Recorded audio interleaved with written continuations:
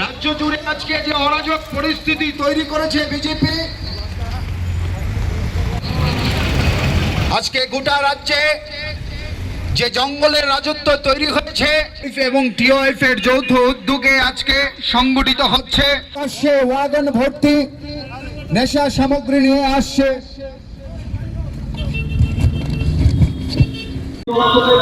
আপনারা জানেন যে ভারতের গণতান্ত্রিক যুব ফেডারেশন এবং উপজাতি যুব ফেডারেশন আমরা প্রজন্ম বাঁচাও নামে একটা দীর্ঘমেয়াদী কর্মসূচি গ্রহণ করেছি।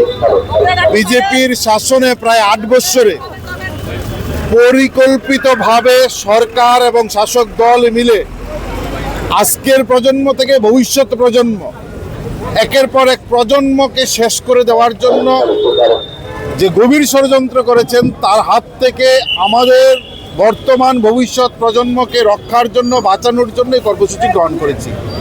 এক হচ্ছে স্কুলের মধ্যে শিক্ষককে না দিয়ে মেধাকে হত্যা করা, ছাত্রছাত্রীদের জীবনকে অন্ধকারে নিয়ে যাওয়া, বেকারদের হাতে কাজ না দিয়ে তাদেরকে হতাশাগ্রস্ত করা, তাদের হাতে নেশা তুলে দিয়ে তাদের নেশাগ্রস্ত করা, গোটা রাজ্যে মাকড়সার জালের মতো নেশার সাম্রাজ্য বিস্তার করা, বাচ্চা বাচ্চা ছেলেদেরকে মেলা করে নয়ন শাহ 13 বছরের শিশুকে খুন করা, প্রসেনজিৎ সরকার ধর্মনগরে ডেলিভারি বয় তাকে খুন করা, একটা বাচ্চা শিশু 10 টাকা চুরির অপরাধে নাম করে 2 জন বিজেপির নেত্রী ওই ভাগলপুরে সমাজারে সেখানে তার উপর যে আক্রমণ অত্যাচার করেছেন, এলাকায় এলাকায় সামাজিকতাকে নষ্ট করে দিয়ে যে ভয়ঙ্কর রূপে চারদিক থেকে যে আক্রমণ, শিক্ষায়, জীবন যাপন, কর্মসংস্থান সব দিক মিলে যে আক্রমণ আমাদের রাজ্যে নামিয়ে আনেছে বিজেপির নেতৃত্বে, তার বিরুদ্ধে দাঁড়িয়ে আমরা রাস্তায় নামছি। আমরা মনে করেছি স্কুলে পড়ুয়া ছাত্র থেকে ভবিষ্যতে জন্মগ্রহণ করা শিশুটার